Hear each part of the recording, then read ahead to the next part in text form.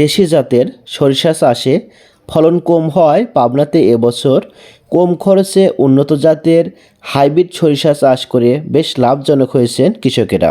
Hybrid সরিষা চাষে ফলন ও লাভ বেশি হওয়ায় দিন দিন এ জেলায় কৃষকেরা আগ্রহী হচ্ছেন এই সরিষা চাষে। এ জাতের সরিষা গাছ সাধারণত 5 থেকে 7 ফুট পর্যন্ত লম্বা হয়ে থাকে। ফলন হয় দেশি সরিষা থেকে প্রায় দ্বিগুণ। প্রতি বিঘা জমিতে বিষ, সার, কীটনাশক, সেচ ও শ্রমিক মজুরি দিয়ে খরচ হয় প্রায় 5,000 টাকা। সেই হিসাবে দেশি সরিষা 5 থেকে 6 মণ হলেও হাইব্রিড সরিষা প্রতি বিঘায় 7 থেকে 8 মণ পর্যন্ত ফলন হয়ে থাকে। প্রতি মণ সরিষার বর্তমান বাজার মূল্য প্রায় 2,000 টাকা। আমি এই মুহূর্তে আছি পাবনা জেলার সাঁথিয়া উপজেলার ছোট নারিন্দা গ্রামের ফসলি মাঠে। এই জমিতে সরিষা কাটছেন, তাদের কাছ থেকে বিস্তারিত জানার চেষ্টা করব। এই সরিষা শুরু থেকে শেষ পর্যন্ত কত টাকা ব্যয় হয়েছে, কীভাবে পরিচর্যা করতে হয়, এসব কিছু এই ভিডিওর মাধ্যমে আপনাদের কাছে তুলে ধরব। সম্পূর্ণ ভিডিওতে আশা করি আপনারা আমার সাথেই থাকবেন। এটা সরিষা নাকি সেতি? এটা হলো সেতি। সেতি এটাকে বলা হয় সেতি। এটা হলো হাইব্রিড সেতি। হাইব্রিড। ফলন তো মোটামুটি ভালোই হয়েছে না? হ্যাঁ, মোটামুটি ফলন অনেক, মাশাআল্লাহ অনেক ভালো হয়েছে। আশা করি এই ফলনটা আমাদের মাঠে খুবই কম। আমরা তো প্রথম আবাদে আইছি, ইনশাল্লাহ যতটুকু আশা করছিলাম ভালো হয়েছে। হ্যাঁ, ভালোই হয়েছে। এটা বেশি পাইকে গেছে নাকি ভাই? একটু আগে কাটা উচিত ছিল না? এটা যত পাকবে তত ভালো, কিন্তু মিডিয়াম পাকাটাই ভালো হয় আর কি। বেশি পাকে গেলে পড়ে যাবে, আবার হ্যাঁ, কাঁচা থাকলে ফেরে এটা ওজন একটু কম আসবে এটাই। তবে মিডিয়াম পাকা এই যে যেটা স্যাম্পল, যাতে একবারে কাটার সময় পরে না যায়, আবার হইলো বেশি কাঁচাও থাকা যাবে না। যেরকম এখানে কিছুটা আছে, এই যে এগুলো কিছু থাকলে ভালো হইতো, কিন্তু এখন দুই একটা রাখতে গেলে এখন অন্যগুলো পড়ে যায়। অন্যগুলো পড়ে যাবে, এর জন্য কাটি ফেলাই না। আচ্ছা, এগুলো মারাই করবা কিভাবে? মারাই বলতে এগুলো এই যে যেরকম আছে এরকম করে এভাবে রোদে শুকাবে? রোদে আর শুকাবো না, তাহলে এগুলো সোজা নিয়ে যায় ওই পাইপ আছে ছোট ছোট, কিংবা বাঁশের যে কোনো লাঠি জাতীয়, এই যে কাছের চেয়ে একটু বড় এতটুক, এগুলো নিয়ে বাড়ি দিলে সব জেরে পড়ে যাবে। এমনিতে পড়ে যাবে? এমনিতেই পড়ে যাবে, কোনো মেশিনে দেওয়া লাগবে না? মেশিনেও হয়, কিন্তু আমরা মেশিনে দিলে আর কি কিছু নষ্ট হয়ে যায়। আচ্ছা, হাতে করলে ফেরে এটা ভালো হয়। ভালো হয়। হ্যাঁ, হাতে করাটাই ভালো। এই সেতুটা লাগানো থেকে কাটা পর্যন্ত কয় মাস সময় লাগে?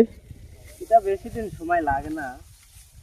এটা হলো আপনার 120 দিন কি 130 দিন এরকম এইদিকেই পেকে যায়। পেকে যায়। আচ্ছা, মাশাআল্লাহ। তারপরে আমাদের এটা একটু খেয়াল রাখা লাগবে অনেক। আমাদের প্রথম অনেক সুন্দর হয়েছিল। আচ্ছা, সুন্দর হওয়ার পরে মাঝখানে শেষে আইসে এই যে বেশ কিছুদিন শীতের ভিতর নিয়ার পড়ে গেছিল। হ্যাঁ, কুয়াশা পড়ছে। কুয়াশা পড়ে গেছিল। কুয়াশায় তাহলে সমস্যা হয় না? হ্যাঁ, সেটিতে আবার কুয়াশা পড়লে, একটু বেশি কুয়াশা পড়লে সমস্যা হচ্ছে। খেয়াল রাখা লাগবে। কিছু স্প্রে করতে হয়। হ্যাঁ, সেগুলো জীবাণু আক্রমণ করে। অনেক রকমের পোকা আছে। হ্যাঁ, যেরকম এই সাদা মাছি আছে, এরকম অনেক পোকামাকড় আছে, এগুলো খেয়াল রাখতে হয়। তাহলে আপনার সেটিতে আর কি খেয়াল রাখলে বেড়ে আপনি কিছুটা বেশি পাবেন এটাই। আচ্ছা, ফলন বাড়বে? ফলন বাড়বে। এটা শুরু থেকে শেষ পর্যন্ত কয়বার সেচ দেওয়া হয়? পানির সেচ যেটা, পানির সেচ মোটামুটি খুবই কম, সীমিত। 2 বার দিলেই হয়। 2 বার দিলেই হয়। আর মাঝে মধ্যে বৃষ্টি হলে তো আরো ভালো না?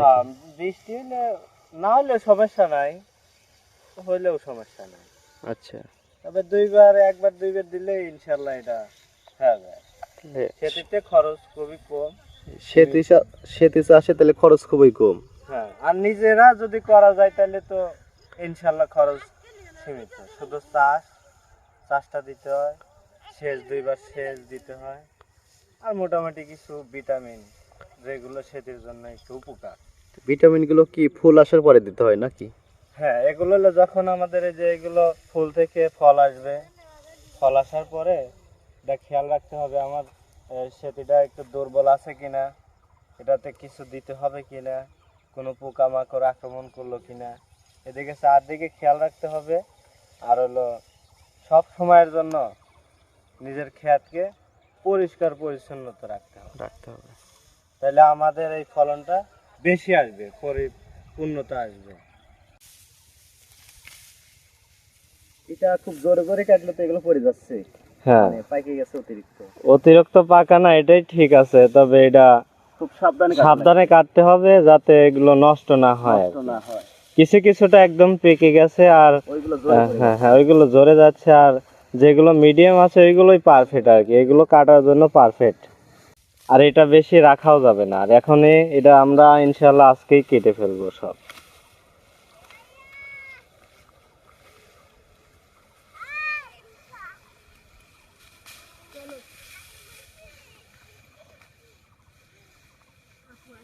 দেখতে পাচ্ছেন ইনশাল্লাহ খুবই সুন্দর হয়েছে, এটার ফলনটা খুবই ভালো আর কি। আশা করি বাংলাদেশে এটা এরকম জাতের প্রত্যেকটা দানাই কত মোটা হয়েছে, অর্থাৎ এর মধ্যে অবশ্যই বড় বড় দানা আছে, বোঝাই যাচ্ছে। অধিকাংশটাই একটু বড় আর কি, এটার ফলনও অনেক বৃদ্ধি পায়, অনেক ভালো ফলন হয়, খুব সুন্দর। আপনারা দেখতে পাচ্ছেন একটি সেতির ফল থেকে কতগুলো ফল আসছে ইনশাল্লাহ, দেখতে পাচ্ছেন। এগুলো বাংলাদেশে আমরা ইনশাল্লাহ সব ধরনের আবাদি হয় এখন, আর আগের মতো নাই আর কি। বাংলাদেশ টেকনোলজির দিকে অনেক উন্নত হয়ে গেছে।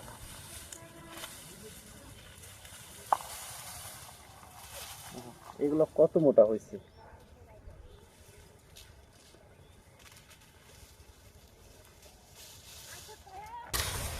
এখানে সর্বমোট 50% জমিতে সেদি চাষ করা হয়েছে।